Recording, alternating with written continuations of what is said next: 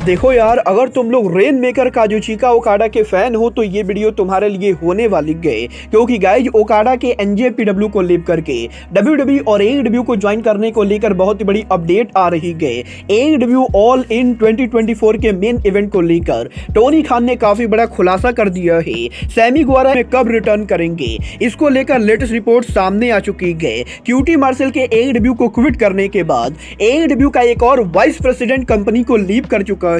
तो गाइज वही CM Punk के डब्ल्यूडब्ल्यूई पर वापस जाने के बाद केंटा ने सीएम पंक को मॉक कर दिया है। तो गाइज चलिए बिना किसी देरी के शुरू करते हैं इस वीडियो को। और गाइज सबसे पहले बात करेंगे सीएम पंक की। वेल ये बात तो हम सभी लोगों को मालूम है, सीएम पंक के डब्ल्यूडब्ल्यूई पर रिटर्न होने के बाद इस समय पूरा रेसलिंग इंडस्ट्री सीएम पंक के रिटर्न को लेकर बात कर रहा है। और गाइज मंडे नाइट रॉ के ऊपर सीएम पंक ने जो प्रोमो कट किया था, उस प्रोमो को लेकर भी इंटरनेट पर काफी सारी कंट्रोवर्सी चल रही है, क्योंकि गाइज सीएम पंक के उस प्रोमो के अंदर सीएम पंक ने डब्ल्यूडब्ल्यूई को अपना होम बताया था। और गाइज यही सीएम पंक के उस प्रोमो के बाद अब यहां पर एनजेपीडब्ल्यू के करंट सुपरस्टार और सीएम पंक के one of the biggest hater Kenta ने सोशल मीडिया पर सीएम पंक को मॉक कर दिया है। वेल गाइज इस हफ्ते केंटा ने सोशल मीडिया के ऊपर सबसे पहले उनका एक पोस्ट डाला, जिस पोस्ट के अंदर केंटा यहां पर सीएम पंक के रिटर्न वाले पिक्चर को लेकर सीएम पंक के फेस के ऊपर अपना फेस लगाते गए। और बेसिकली सीएम पंक के पिक्चर को केंटा यहां पर अपना पिक्चर बना के सोशल मीडिया के ऊपर पोस्ट करते गए। और केंटा ये कहते गए कि वो भी यहां पर अपने होम पर वापस आने वाले गए। और गाइज यही आज यहां पर जब अमेरिका की one of the indie wrestling company West Coast Pro Wrestling show के ऊपर केंटा अपीयर हुए, तो गाइज इस शो पर अपीयर होने के बाद केंटा यहां पर माइक लेकर उनका प्रोमो कट करते गए। और इस शो के एंडिंग के ऊपर केंटा यहां पर क्या कहते गए, मैं चाहूंगा आप लोग भी सुने। वेल गाइस जैसा कि आप लोगों ने इस वीडियो में देखा, केंटा यहां पर इस प्रोमो के अंदर सीएम पंक के प्रोमो को कॉपी कर रहे गए। और गाइस यही अब केंटा ने सोशल मीडिया के ऊपर इस वीडियो को शेयर करते हुए सीएम पंक को मॉक करना शुरू कर दिया है। वेल गाइस यहां पर मुझे ये बात बिल्कुल भी समझ में नहीं आ रही गई कि केंटा यहां पर सोशल मीडिया पर ये हरकतें क्यों कर रहे गए, क्योंकि गाइस आज से करीबन 6 महीने पहले जब एईडब्ल्यू का फॉरबिडन डोर पेपर व्यू हुआ था, तो गाइस उस समय टोनी खान सीएम पंक और केंटा के मैच को बुक करना चाहते थे। बट गाइस यहां पर केंटा ने सामने से सीएम पंक से लड़ने से मना कर दिया था। और अब यहां पर सीएम पंक के डब्ल्यूडब्ल्यूई पर रिटर्न होने के बाद केंटा यहां पर लगातार सीएम पंक को लेकर कोई ना कोई पर ट्वीट कर रहे गए। वेल गाइस ये तो बात ही एनजेपीडब्ल्यू सुपरस्टार केंटा और सीएम पंक की। बट गाइस चलिए फिलहाल आगे बढ़ते और बात करते हैं एईडब्ल्यू के वाइस प्रेसिडेंट के कंपनी को लीव करने की। वेल ये बात तो मैं आप लोग को ऑलरेडी बता चुका हूं। 2022 में एईडब्ल्यू के वाइस प्रेसिडेंट कोडी रोड्स के एईडब्ल्यू को लीव करने के बाद अब 2023 के एंडिंग के ऊपर एईडब्ल्यू के another back stage vice president QT Marshall AEW company को लीव करने वाले गए। और अब यहां पर एईडब्ल्यू के अंदर से एईडब्ल्यू का एक और वाइस प्रेसिडेंट कंपनी से जा चुका है। और इस बार ये वाइस प्रेसिडेंट और कोई ना हो के बल्कि रेसलिंग लेजेंड केविन सोल्वेन है। वेल अगर आप लोग को नहीं मालूम है कि केविन सोल्वेन कौन है, तो गाइज मैं आपको बता दूं, केविन सोल्वेन रेसलिंग इंडस्ट्री का एक बहुत ही बड़ा नाम है, जो कि डब्ल्यूसीडब्ल्यू से लेकर ईसीडब्ल्यू तक बैक स्टेज चीजों को मैनेज करता आया है। और गाइज 2019 से जब से एईडब्ल्यू कंपनी खुली थी, तब से यहां पर केविन सोल्वेन एईडब्ल्यू के अंदर भी लगातार एईडब्ल्यू के पोस्ट प्रोडक्शन के वाइस प्रेसिडेंट के तौर पर काम कर रहे थे। और गाइस 4 सालों तक एईडब्ल्यू कंपनी के प्रोडक्शन को संभालने के बाद अब यहां पर केविन सोल्वेन ने एईडब्ल्यू कंपनी को लीव कर दिया है। और गाइस यहां पर आज ऑफिशियली एईडब्ल्यू की तरफ से केविन सोल्वेन एईडब्ल्यू कंपनी को छोड़कर जा चुके गए। और गाइस एईडब्ल्यू के बैक स्टेज के ऊपर केविन सोल्वेन के जाने की वजह से काफी ज्यादा हड़कंप मची गए, क्योंकि गाइस काफी सारे लोगों को यह नहीं लगा था कि एईडब्ल्यू के वाइस प्रेसिडेंट केविन सोल्वेन कंपनी को लीव करेंगे। और गाइस बहुत सारे लोगों का यह कहना है कि 2019 में एईडब्ल्यू कंपनी के शुरू होने के बाद एईडब्ल्यू कंपनी जिस डायरेक्शन में जा रही थी, अब यहां पर एईडब्ल्यू कंपनी बिल्कुल ही अलग डायरेक्शन में जा रही है। और गाइस डेफिनेटली केविन सोल्वेन के कंपनी से जाने की वजह से काफी सारे लोग बैक स्टेज के ऊपर हैप्पी नहीं गए। वेल गाइस देखना बहुत ही दिलचस्प होने वाला है कि एईडब्ल्यू कंपनी केविन सोल्वेन की जगह किसको लाती गए। बट गाइस जहां तक बात रही एईडब्ल्यू के लाने की, तो गाइस अब जबकि सैमी गुएरा की इंजरी ठीक हो चुकी है, तो गाइस एईडब्ल्यू में सैमी गुएरा के रिटर्न होने को लेकर बैक स्टेज से काफी बड़ी अपडेट आ रही है।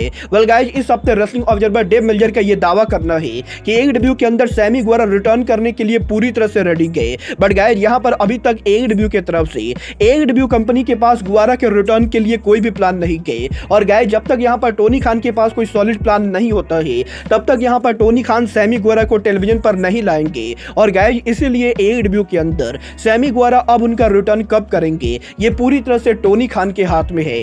मतलब ये तो आने वाला टाइम बताएगा कि टोनी खान सैमी गुएरा को वापस कब लाएंगे। बट गाइज जहां तक बात रही टोनी खान की, तो गाइज आज यहां पर टोनी खान के लेटेस्ट इंटरव्यू के अंदर टोनी खान यहां पर जब AEW के ऑल इन पे पर व्यू को प्रमोट कर रहे थे, तो गाइज यही टोनी खान के इस इंटरव्यू के अंदर टोनी खान ने AEW के ऑल इन पे पर व्यू के मेन इवेंट को लेकर बात की है, जहां पर टोनी खान का यह कहना है कि इस साल AEW के ऑल इन के मेन इवेंट पर MJF और एडम कोल के शानदार मैच के बाद अब अगले साल AEW ऑल इन 2024 के ऊपर AEW के कौन से रेसलर मैच मेन इवेंट करेंगे, टोनी खान ने ये यहां पर ऑलरेडी प्लान कर लिया है। और गाइज हालांकि AEW के अगले साल के ऑल इन पे पर व्यू को 9 महीने से भी ज्यादा टाइम बाकी है, बट गाइज इसके बावजूद भी टोनी खान ने ये ऑलरेडी प्लान कर लिया है कि AEW के वो कौन से रेसलर होने वाले हैं जो अगले साल वेम्बले स्टेडियम को मेन इवेंट करेंगे। और गाइज टोनी खान का ये कहना है कि अगले साल AEW के ऑल इन पे पर व्यू का मेन इवेंट रेसलिंग इंडस्ट्री का one of the biggest match होने वाला है। वेल गाइज अब ये तो अगले साल ही पता चलेगा कि टोनी खान AEW के किन रेसलर्स के बीच में वेम्बले स्टेडियम में मेन इवेंट कराने वाले गए। बट गाइज चलिए फिलहाल आगे बढ़ते हैं और बात करते हैं NJPW के biggest superstar the rain maker Kazuchika Okada की।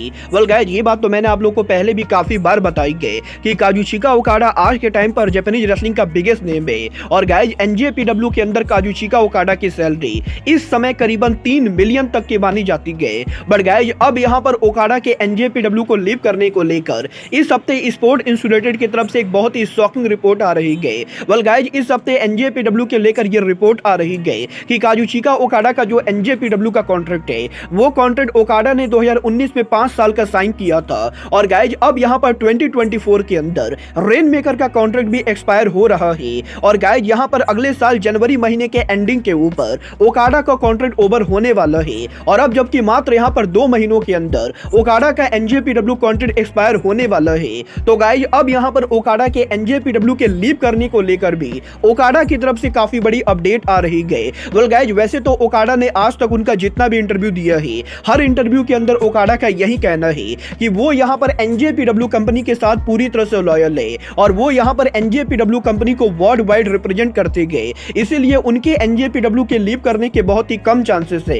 बट गाइज अब यहाँ पर स्पोर्ट इंसुलेटेड का ये कहना है कि इस बार जब ओकाडा का NJPW कॉन्ट्रैक्ट एक्सपायर होगा तो गाइज पहली बार ओकाडा NJPW के बाहर दूसरी कंपनीज के साथ नेगोशिएट कर सकते गए। और गाइज क्योंकि यहाँ पर NJPW के अंदर काजुचिका ओकाडा ने लगभग हर चीजें अचीव कर ली गए, तो गाइज इसीलिए इस बार ओकाडा NJPW को लीव करके WWE या AEW जैसी कंपनी को ज्वाइन कर सकते गए, क्योंकि गाइज NJPW के बाहर यही वो 2 कंपनी गए जो यहाँ पर ओकाडा को इस लेवल की सैलरी दे पाएंगी। और गाइज यहाँ पर इस बार ओकाडा NJPW के बाहर WWE और AEW के ज्वाइन करने को लेकर अपने दोस्तों से बात भी कर रहे गए। और गाइज काफी सारे लोगों का ये मानना है कि पॉसिबली ओकाडा के कॉन्ट्रैक्ट के ओवर होने के बाद ओकाडा यहाँ पर फ्री एजेंट होने वाले गए और वो यहाँ पर WWE, AEW और NJPW तीनों कंपनी के साथ नेगोशिएट करेंगे। और गाइज यहाँ पर NJPW के अंदर NJPW कंपनी ये पूरी कोशिश करने वाली गए कि वो यहाँ पर ओकाडा को न्यू कॉन्ट्रैक्ट के अंदर साइन कर सके। बट गाइज क्योंकि यहाँ पर ओकाडा खुद NJPW के बाहर WWE और AEW जैसी कंपनी पर काम करने के लिए ओपन हो चुके गए, तो गाइज अब यहाँ पर इसके बहुत ही तगड़े चांसेस है कि WWE और AEW अब तक का बिगेस्ट ऑफर देके रेन मेकर को अपने कंपनी में लाने की कोशिश करेगी। और गाइज क्योंकि यहाँ पर WWE के अंदर नाकामुरा काम करते गए, तो गाइज इसीलिए नाकामुरा के ओकाडा के बेस्ट फ्रेंड होने की वजह से WWE कंपनी यहाँ पर नाकामुरा के जरिए ओकाडा को ला सकती गए। बट गाइज इसके साथ साथ AEW के अंदर केनी ओमेगा और यंग बक जैसे रेसलर काजुचिका ओकाडा के काफी करीबी लोग गए। और गाइज इसीलिए AEW के अंदर भी ओकाडा को लाने के लिए AEW कंपनी उनकी पूरी कोशिश करेगी। और गाइज यहाँ पर इस समय NJPW, AEW और WWE इन तीनों कंपनी के बीच में ओकाडा को लेकर बिडिंग वॉर होने वाली है। और बेसिकली यहाँ पर ऑस्प्रे के AEW कंपनी को ज्वाइन करने के बाद अब यहाँ पर यह देखना दिलचस्प होने वाला है कि ओकाडा NJPW, WWE और AEW में से किस कंपनी के साथ कॉन्ट्रैक्ट साइन करते गए। वेल गाइज मैं अगर अपनी पर्सनल प्रेफरेंस की बात करूं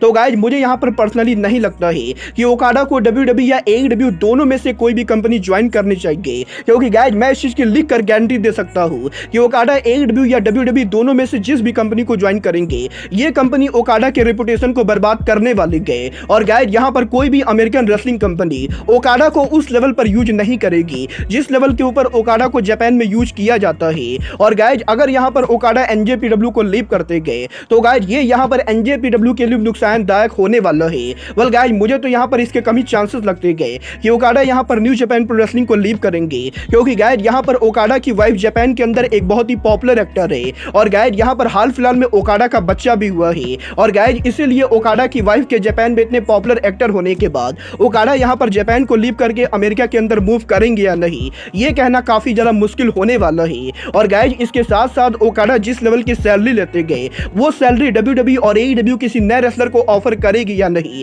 ये भी कहना काफी मुश्किल होने वाला है। बट गाइस अगर यहाँ पर WWE और AEW जैसी कंपनी ओकाडा को NJPW से ज्यादा पैसे देके अपनी कंपनी पर लाने के लिए मान जाती गए तो गाइस मुझे लगता है कि ओकाडा के WWE के मुकाबले AEW को ज्वाइन करने के ज्यादा चांसेस है, क्योंकि गाइस अगर ओकाडा AEW पर काम करते गए तो गाइस ओकाडा को अमेरिका मूव करने की जरूरत नहीं होगी। और गाइस जिस तरह विल ऑस्प्रे यूके में रह के AEW कंपनी के अंदर काम कर सकते गए, उसी तरह ओकाडा यहाँ पर जापान में रह के AEW कंपनी के ऊपर काम कर सकते गए। और अगर ओकाडा AEW कंपनी को ज्वाइन करते गए तो ओकाडा यहाँ पर NJPW के अंदर भी काम कर पाएंगे, जो कि ओकाडा और उनकी फैमिली के लिए बेटर होने वाला है। well अब ये तो आने वाला टाइम बताएगा कि ओकाडा NJPW को लीव करके WWE और AEW से कंपनी को ज्वाइन करते गए या रेन मेकर उसी कंपनी के साथ खड़े होते गए जिस कंपनी को उनके नाम से जाना जाता है। well आप लोग ओकाडा को WWE, AEW और NJPW में से किस कंपनी के ऊपर देखना चाहते हो, आप लोग मुझे कमेंट करके बताइए। बट गाइज अब आज के इस वीडियो में बस इतना ही, मैं मिलता हूं आपसे अपने अगले वीडियो में। बट गाइज तब तक के लिए goodbye, good night and bang.